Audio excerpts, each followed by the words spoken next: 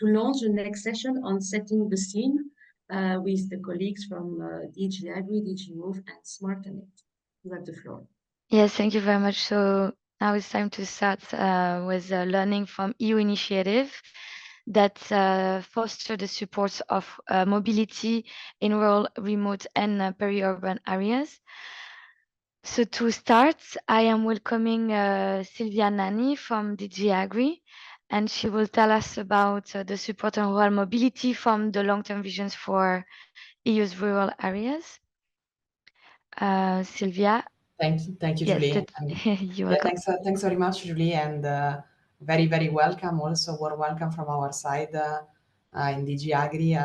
I've been coordinating the team on the implementation of the long-term vision for the EU's rural areas. And today I will give a presentation on just setting the scene, really, on how rural mobility is actually a very important part of the implementation of the long-term vision for the EU's rural areas, and in particular of the development of rural areas and the well-being also of rural communities on the ground. I have a short presentation, but perhaps as it is, let's say, shared with all of you, I can already start introducing the vision. So the vision is actually a communication of the European Commission that was issued after quite an in-depth process of public consultation that we did over the past few years. The communication was adopted in June 2021, and before that there was quite a bottom-up, let's say, public consultation with all of you, stakeholders, you institutions, to really understand how we can look at the development of rural areas from an holistic point of view, and really look at here all the aspects that relate to rural life and the economy as well, putting in fact as a main let's say ambition for the vision the well-being of rural people at the center of this. And this, in a way, if we look at let's say the second slide,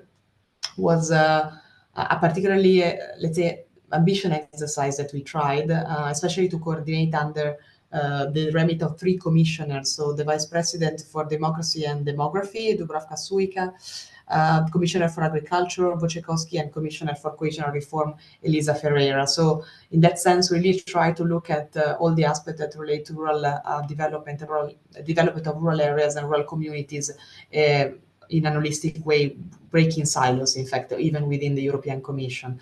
And if we look at the next slide, where we set out, in fact, the objectives of the vision and the main pillars, the 4 pillars, what we call pillars of the vision, we see that, especially when it comes to rural mobility, we dedicated actually the connected pillar, looking at how to enhance, how to support, how to further develop transport links and new mobilities. And here, I'm really very happy that my colleague Rafal Stanecki is available today to actually continue a little bit the introduction on what we have been developing as Commission on rural mobility and what we have started to develop from that front.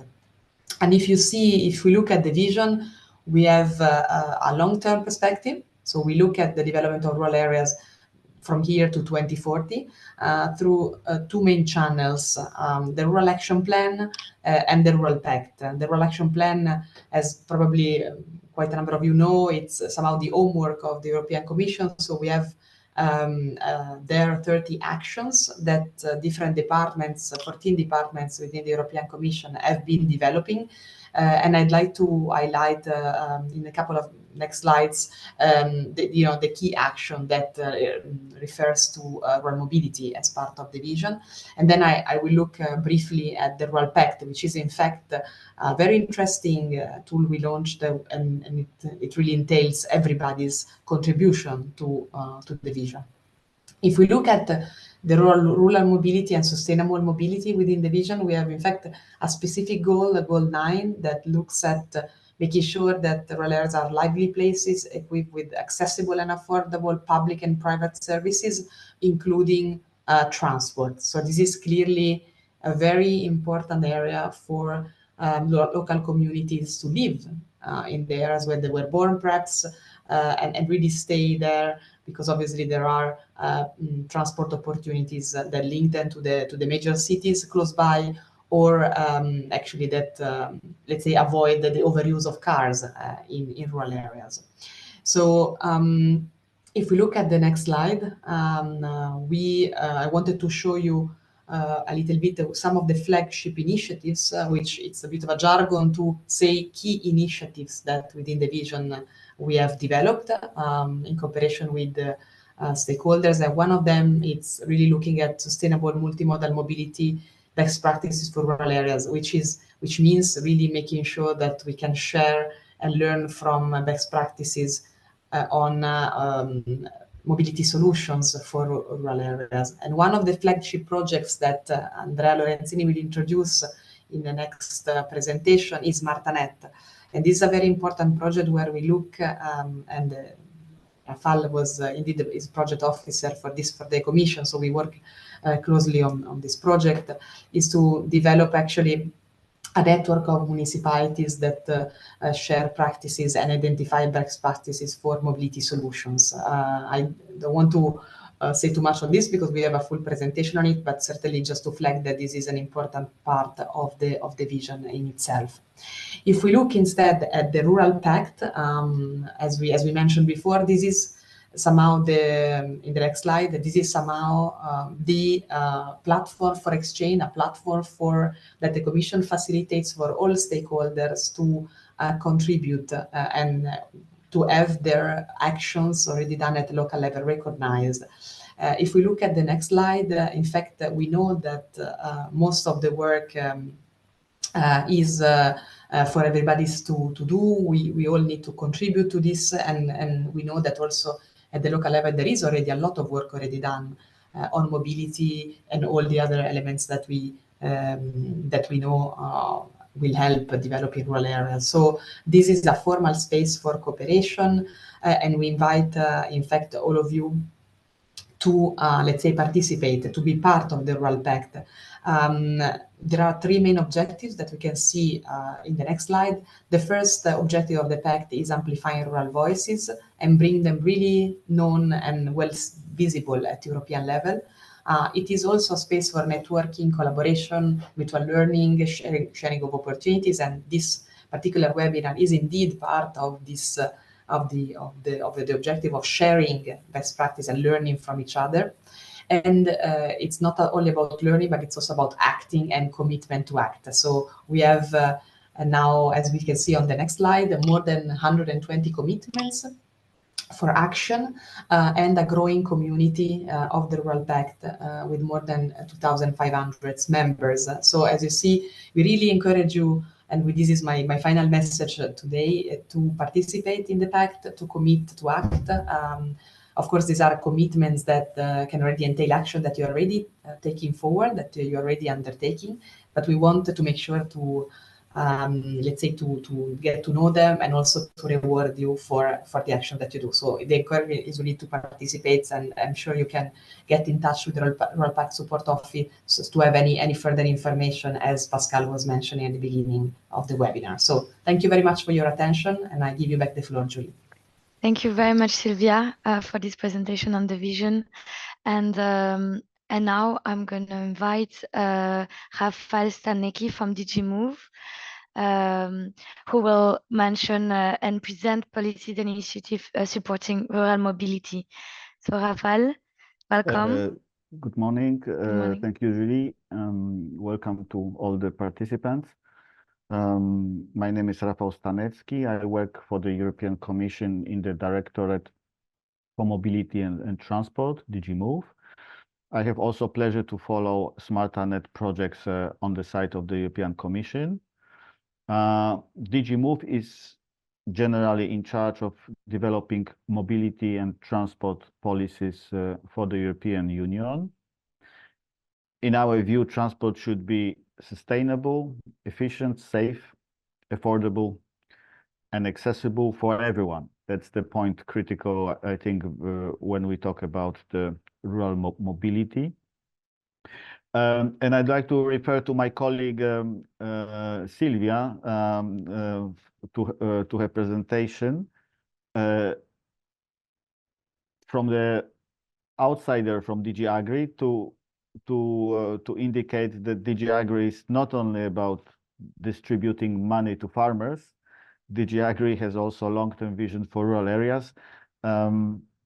This is maybe not well known outside the European bubble.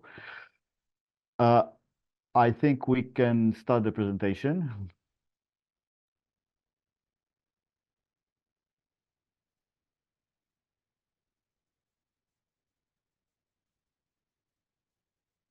We can go to the first slide. Yes, I think I wanted to say that in my presentation you will see some information which were also presented by Silvia. It is, I think, important to indicate that there are not overlaps. I would say there are contact points where different policy areas in the Commission meet, and this is between mobility and transport and DG Agri for rural areas, but there's also regional development, DG Regio. We can also have possible ones with DG Grow, which concerns tourism, which is not the topic of this session, but potentially also important mobility aspect in the rural areas. So, having said that, I can start quickly. From the mobility point of view, or generally looking at rural areas, we can see the importance of the problem because of the size, territorial size, population, the potential. But on the other side, we have problems related to rural areas, which are very serious from the European point of view and for the future of the European Union. That's why we are all here. Next slide, please.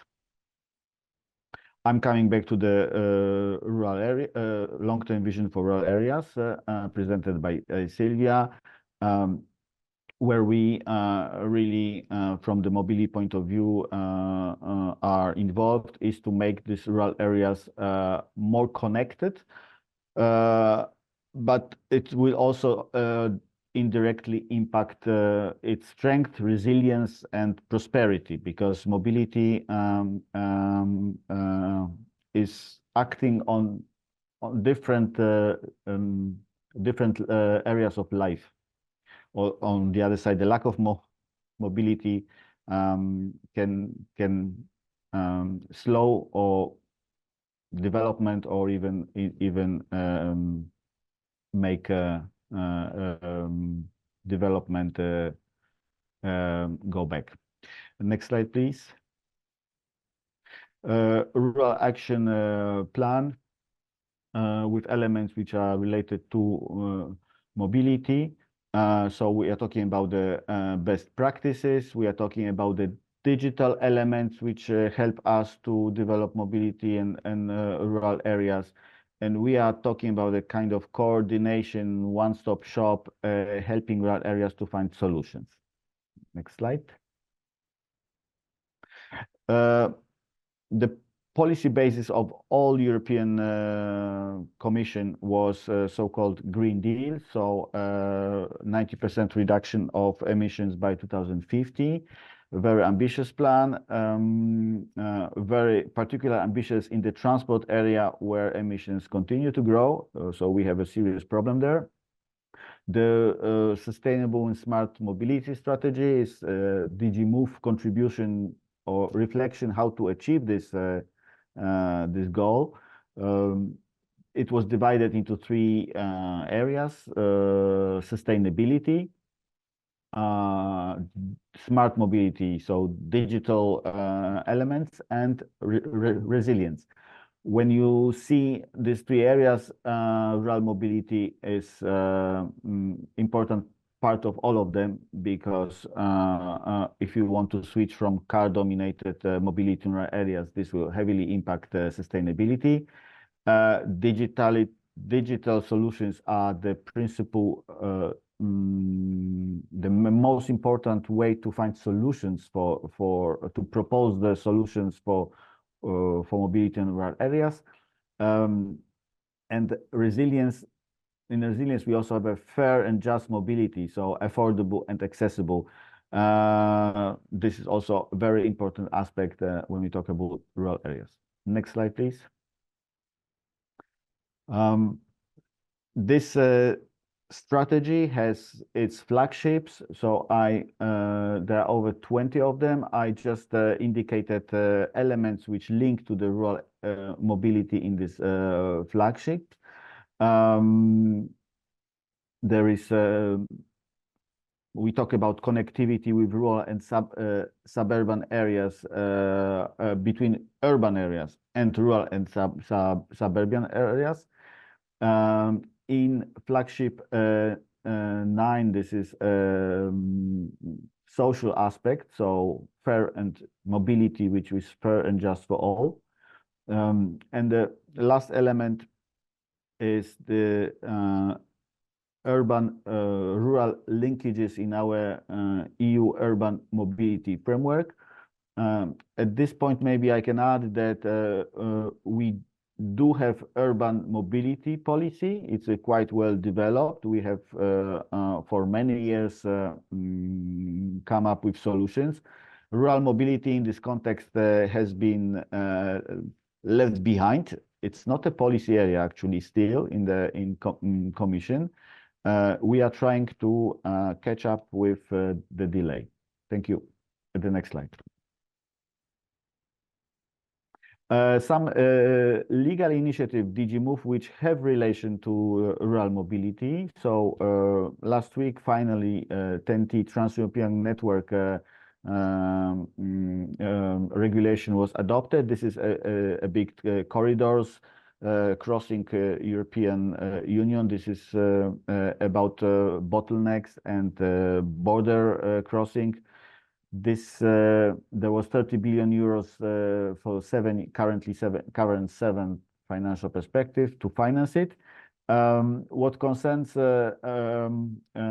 rural is not a principal focus of this regulation, but there is reference to there's a hook where we can get some possibly financing. It's a connectivity of rural and remote areas and sparsely populated regions. But also, which is not in this slide, is the urban nodes, which will also involve functional urban areas. So very much related to the surrounding these nodes, rural areas. Then we have ITS, Intelligent Transport System. This is, for example, important because it will oblige member states to provide location on or bus stops, train station, on the transport networks, and make this information available also to use it digitally. And the last one is European Mobility Data Space. This is one of the numerous data spaces which European Union is creating, because data is something which is a foundation of any further development. In the mobility area, it will make possible to develop digital services. From the Commission point of view, also on the European scale, we want to have this the data available on the European scale. Thank you. Next slide. After a bit of hesitation, also political level starts to noticing the issue. And during the Spanish presidency, transport ministers met in Barcelona. They issued a declaration strongly supporting and asking to develop a sustainable mobility solution in rural areas. Please have a look at it. It might be useful if you are asked by your authorities why and why you are involved, why they have to spend money. They have to spend money because the ministers ask for this. Next slide. Element of the research innovation which DG Move is involved is automation, and we find it's particularly pertinent for the rural areas because automation is one of the principal solutions for limiting number of victims in accidents, because human error is the principal error of principal cause for accidents and for deaths. There are already there are shuttles being tested in the rural areas. It has some challenges compared to the urban environment. So mixed traffic. So we have wildlife with agriculture machinery. We have a type of variation of conditions and types of the roads. And the problem is also digital connection in order for the automated mobility to function. Next slide, please. SMARTA project, which I follow, will be presented by Andrea. We want to come up with the solution, and also we would like to improve the sharing of the solution through a network. Next slide. There is not only DG Move who is involved in the rural projects initiative. Actually, the real money and the real funding is in DG Regio through European Regional Development Fund. I will say a bit later on the next slide. Here you have examples of some projects which were financed with this with money from DG Regio through Interreg program. So we can go to the next slide. So the Interreg focus is to promote regional development, cohesion, and reducing economic disparities. All these three elements relate to the rural areas. There is also social inclusion, important aspect. The budget is 10 billion for the 7 years. Lots of different projects are being financed. I encourage you to have a look, and the way the calls are also prepared to get ready, and with your authorities to have a mobility, rural mobility focused calls. I think. Yes, thank you very much, Rafal. I think I have a spelling mistake. So it's Interreg. I'm sorry. Yeah, in the title. I think it's my author feature. This spelling mistakes. I think that's it from my side. Thank you. Thank you very much, Rafal, for this very rich presentation. And now I'm gonna directly call on stage Andrea Lorenzini from SMARTA-NET, who will share with us the key lessons from community-led initiatives on mobility. So, Andrea. Thanks a lot, Julie. Yes, can you hear me well? Thank you. Yes, we do. Okay, good. I will try to share the screen as well. And putting it in the full screen mode. So can you see it well? Yes, we do. Okay, thanks a lot. So good morning, everyone. Welcome also from my part. My name is Andrea Lorenzini. I'm a transport consultant at MEMIX and also the project technical coordinator of SMARTA-NET. I prepared this presentation trying to focus on this lesson from community-led initiative and not on the SMARTA-NET project. So if you want to have further information, don't hesitate to contact me.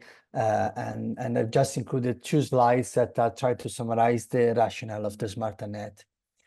So first of all, what is SMARTA-NET doing? There are three main strands of the project. The first one, as also previously mentioned by the colleagues from the Commission, is establishing the first network on rural mobility that is putting together more than 70 rural municipalities from 15 European countries, along with multipliers, developing guidelines on a number of topics, such as good practice in shared mobility, mobility support in rural tourism, and so forth and so on.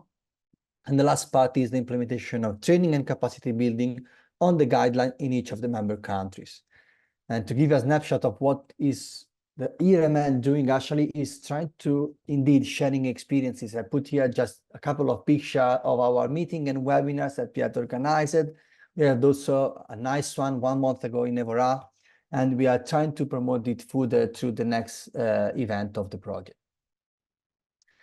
Now, looking at the findings or the lesson learned from the community-led initiative, there was a specific, SMARTA-NET developed a specific task that was trying to focus on the assessment of the long-term sustainability of rural shared mobility solution. We assessed more than 22 good practices, and as you can see from this picture on the right hand, community engagement and participation is a kind of cross-cutting issues that can be featured in flexible transport, in ride sharing, in asset sharing. So basically, we have community-based engagement and involvement in different kind of shared mobility solution and with different roads for that. Where to start from? Basically, we need to recognize that local communities in various countries take the initiative by themselves in terms of mobilization, advocacy, implementation, or supporting shared mobility solution. And they are particularly relevant for rural areas because they can cater more effectively to social needs than other existing alternatives, and have the potential to create new relationship opportunities and peer-to-peer cooperation. And also they can even be less expensive, as they can also rely on volunteer availability, and they are generally more flexible. We see that, especially with demand-responsive transport, there is a huge experience in community-led initiative, also at the regional level or at the state level. I will say that later on in the next slides. There are also the analysis that we developed with SMARTA-NET demonstrated different layers of engagement of the communities in the management and the other part of the services. Here you can see that there are some solution where volunteers, for example, have been engaged as drivers, in other solution for other back office activities, in other kind of solution in co-creation planning, and also in decision-making process. So in trying to establish a kind of decision group to understand where to implement the service, how to mobilize resources, and so forth and so on. And in terms of the mobilization of this community-based initiative, we need to also recognize that these are always bottom-up, in the sense that it depends on the community spirit and engagement, with active involvement of volunteers being one of the crucial factors. And to try to mobilize a shared mobility solution that is based on the communities, it's important to define specific tasks, to try to share with the communities what are the expected commitment, and for do that, kind of formal training can be helpful to try to define what are the tasks, what are the responsibilities, the skills needed, and so forth and so on. Indeed, if we take the example of asset sharing services, such as asset or car sharing or bike sharing or whatever, it's important to recognize that there are different responsibilities, both for the customer care services, for logistic operation, for example, for the allocation of the car or the bikes, the IT issues and management, for the software platform, or the maintenance of vehicle. So it's important to recognize and to define what are the specific competencies of the different individuals and participants engaged in the shared mobility solution. And on that, as you know, this is a slide that tries to also recognize what it can be the organizational framework, where there is an initiative that maybe can be supported by at the municipal level, but what could be a mixed solution in which the community take care of some of these tasks. For example, there could be a split in which the municipality, so the public-led authority, is responsible for managing some contract for the integration of the stakeholders' interests, for example, for dealing with the public transport operator, being sure that there are no conflict of interest, and then the community that can be directly involved for trying to take care of the customer care, or for example, of the logistics, or also of the direct operation of the services, as for example, being the drivers of the shared vehicles. A second important lesson that we wanted to share is that it's crucial to bring together individual volunteers, but also specific user group and association, including elderly association, community partners, who try to share common challenges and trying to recognize together what can be the benefits of the participation of the local community in the service. So there are some strategies that can be set out to achieve a good level of cooperation, such as co-creation technique, custom marketing and promotional campaign, including cultural education and initiative, depending on the target users that we want to reach, but also a participatory approach, continuous dialogue through meeting among different citizen group, and also small incentives. So provide discount coupons, voucher, to try to trigger the initial use of the service. For example, there is Ring a Link, that is a good initiative developed in Ireland. I know that Jackie will present that later on as the next speaker, but actually it is good as there's always involved several volunteer sector representative, plus one elected councillor from each of the service counties. So this is a good example of how, for example, communities can be included in the decision-making process. It's also relevant to stress the point about financial framework. So when we are talking about community engagement or volunteer-based services, actually, they can be engaged both, especially on the operating costs, but also on the capital cost, because there might be a kind of crowdsourced funding, which there is a mixed solution where the public sector can provide some funding, and then maybe the community themselves can be engaged, for example, in trying to look for some sponsor from the banks, from other public authorities or private authorities, and so forth and so on. But also there is the issue of the operating costs in terms of staff costs, where the volunteers can be included, can be engaged as driver for the vehicle maintenance, promotion, and so forth and so on. I do not want to enter into the details about the mandate, money, and capacity, but just to flag that there is always a matter of mandate. Who has the mandate to act to transport, to implement transport provision, or to ensure a good transport provision? Then there is an issue of money, then the issue of capacity. I know that I have very short time, so I need to go to the conclusion. Yeah, thank you very much. Yeah, sorry about that. Just to say that two points in terms of challenges and not possible opportunities. First is that the engagement of structured staff who can complement volunteers can be a win-win solution, because volunteers can be inconsistent or maybe unable to commit to the long term. But also the challenge that we need to find a balance between local owned and developer schemes. So the importance of taking care of publicizing the idea to encourage people to use the service, and also to motivate people to reassess that mobility option, to promote a modal shift toward the use of more environment, public and shared transport as well. I skip this slide because I don't have time for that, and I go to the conclusion. 2 points that I want to mention. First is that SMARTA-NET has also published 2 guidance, and these are available on the SMARTA-NET website. So I encourage you to have a look, because in that guidance, you will see a structured pathway for the implementation of shared mobility solution, plus a catalog that will be published in the next couple of weeks. The second point that was also previously mentioned by Pascal is that we have also set up a community group led by SMARTA-NET, and I invite you to join that, where if you are specifically interested to learn more about shared mobility solution, to access to a database of shared mobility services, and so forth and so on. And then really to conclude, the power that there is in the community, what can be implemented, whether we can harness local resources. I want to share 2 examples. First is from Google Bus.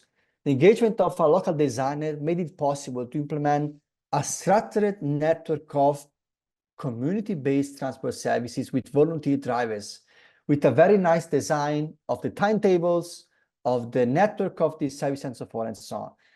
This is another example from SMARTA-NET. I know that there will be a presentation from Marco. They have been able to engage more than 200 volunteers as drivers of this service. And this is really huge. And this is implemented across different parts of Slovenia. But last point is that what is the direction forward? What we have been trying to do with SMARTA, SMARTA-2, and SMARTA-NET. The point is to implement a kind of mixed or a blend of solutions that are, of course, conventional, including public transport, but then that are also unconventional. So informal forms of mobility that are best suited to the needs of the area. And you can see from the mix that this can depend on the target area and the related needs. That could be on demand, bike sharing, car sharing, and so forth and so on. So thank you very much for the attention. I'll leave the floor to you. Thank you. Thank you very much, Andrea. Now I think I can already give the floor back to Pascal to start the session on learning from inspirational practices, initiatives. So Pascal, I give you the floor. Thank you very much, Julie. Thank you for the speakers in the setting the scene, which was quite rich to give a framework and also already some key lessons. So we have already a lot in hands to go on with the other experiences. So do not hesitate to put any reflections, questions in the chat that you have already started to do. So thank you for that.